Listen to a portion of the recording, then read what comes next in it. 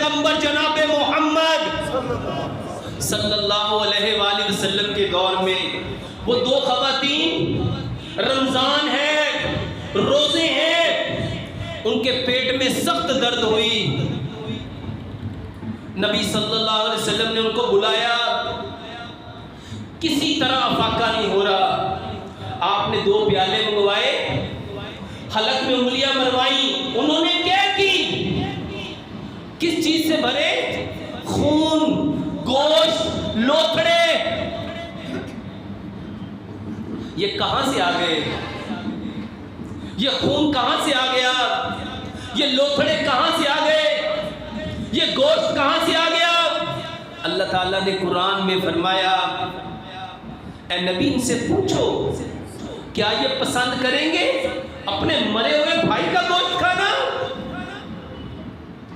کتنے آرام سے آپ لوگ عزتیں پامال کر رہے ہو، عزتیں تار تار کر رہے ہو. اپنی زبان سے ہر بندہ کہہ رہا ہے خون گاڑھا ہو رہا ہے، ڈاکٹر صاحب نسخہ بتاؤ خون کیسے پتلا ہوگا. اور جو شخص صبح بھی گوشت کھائے، دوپہر بھی گوشت کھائے، شام بھی گوشت کھائے، اس کا خون کیسا ہوگا؟ یہ باتیں نہیں ہیں، یہ قصے کہانیاں نہیں ہیں کہ میں آپ لوگوں کو کوئی قصہ سنا رہا ہوں. حقیقت میں مبنی، جس کو سائنس پروف کر گئی، جس کو پیارے پیغمبر جناب محمد صلی اللہ علیہ وآلہ وسلم نے 1442 سال پہلے ارشاد فرمایا. نبی صلی اللہ علیہ وسلم جا رہے تھے، ایک صحابی ایک مرے ہوئے بھائی کے بارے میں بات کر رہے تھے. اس نے ایسا کیا، اس نے ایسا کیا، اس نے ایسا کیا. نبی صلی اللہ علیہ وسلم خاموش. ابو داؤد کی صحیح حدیث ہے. تھوڑا سا آگے گئے، وہاں ایک گدھا مرا ہوا، انتہائی بدبودار، وہاں کھڑا ہونا ناممکن، مشکل. نبی صلی اللہ علیہ وآلہ وسلم نے فرمایا وہ بھائی کدھر ہے؟ اس کو ذرا بلاؤ.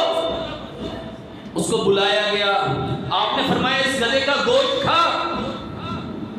کہنے اللہ کے نبی صلی اللہ علیہ وسلم یہ تو نہیں کھایا جائے گا. آپ نے فرمایا قسم اس ذات کی جس کے قبضے میں محمد کی جان ہے، جو بھی تھوڑی دیر پہلے تو نے اپنے بھائی کا گوشت کھایا وہ اس گوشت سے بھی بدتر تھا. ہم کیا کر رہے ہیں؟ اللہ کی قسم طبیعت اس وجہ سے خراب ہے. جتنی مرضی دوائیاں کھا لو، جتنے مرضی ڈاکٹر بدل لو، طبیعت کو سکون مل سکتا کب تک؟ جب تک واپس اپنے اصل پہ نہیں آؤ گے. میرے محترم بھائیوں، غیبت کیا ہے؟ اپنے بھائی کے پیچھے اس کی برائی بیان کرنا. صحابی کہتے اللہ کے نبی صلی اللہ علیہ وسلم اگر ہم وہ بات کریں جو اس میں پائی جاتی ہے، آپ نے فرمایا یہی تو غیبت ہے، یہی تو چغلی ہے. اور اگر وہ اس میں نہیں پائی جاتی تو پھر تم نے اس کے اوپر کیا کیا ہے؟ بہتان لگایا ہے. اور آج ہم سب واللہ ان باتوں میں مبتلا ہو گئے. اس کو ذرا میڈیکلی پوائنٹ آف ویو سے سمجھیے گا.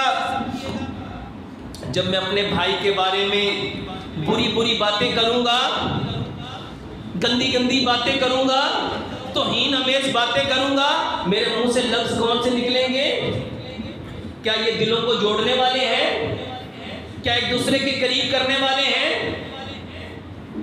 میرے محترم بھائیوں، نبی صلی اللہ علیہ وآلہ وسلم نے فرمایا جو بندہ اپنے بھائی کی عدم موجودگی میں اس کی عزت کی دفاع کرتا ہے، اس کی عزت کی حفاظت کرتا ہے، اس کی آبرو کو رسوا نہیں ہونے دیتا، آپ نے فرمایا اللہ کل قیامت کے دن اس کو دوزخ کی آگ سے بری کر دے گا.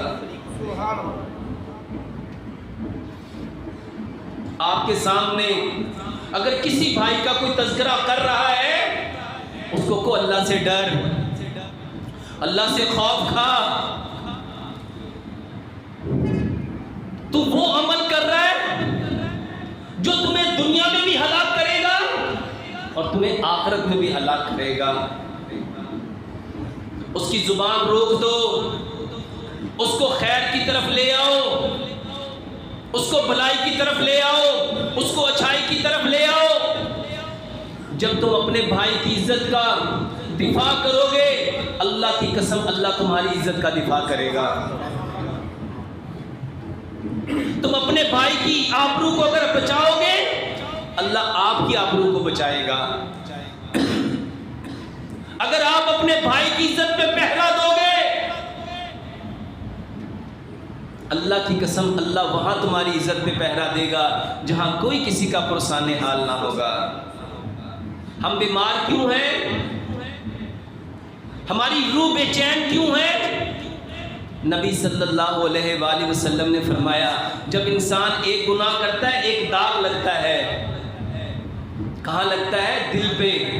دو گناہ کرتا ہے دو داغ لگتے ہیں، تین گناہ کرتا ہے تین داغ لگتے ہیں، حتیٰ کہ وہ گناہ کرتا جاتا ہے اور اس کا دل سیاہ ہو جاتا ہے۔ میرے محترم بھائیوں، یہ دل روح ہے، یہ دل روح ہے۔ جب یہ روح عالم ارواح سے آئی تھی یہ صاف ستھری تھی،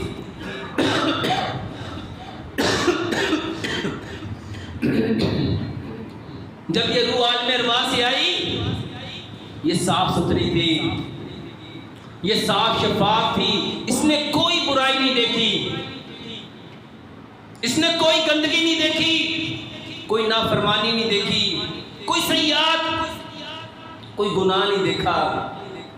جب وہ دیکھتی ہے انسان گناہ کر رہا ہے اور یہ گناہ اس کے اوپر لگ رہا ہے، وہ بے چین ہو جاتی ہے، وہ بے قرار ہو جاتی ہے، وہ بے سکون ہو جاتی ہے، کیونکہ وہ جان جاتی ہے اس گناہ کی وجہ سے میں واپس علیین کی طرف نہیں جا سکتی، بلکہ مجھے اس گناہ کی وجہ سے سجین میں جانا پڑے گا۔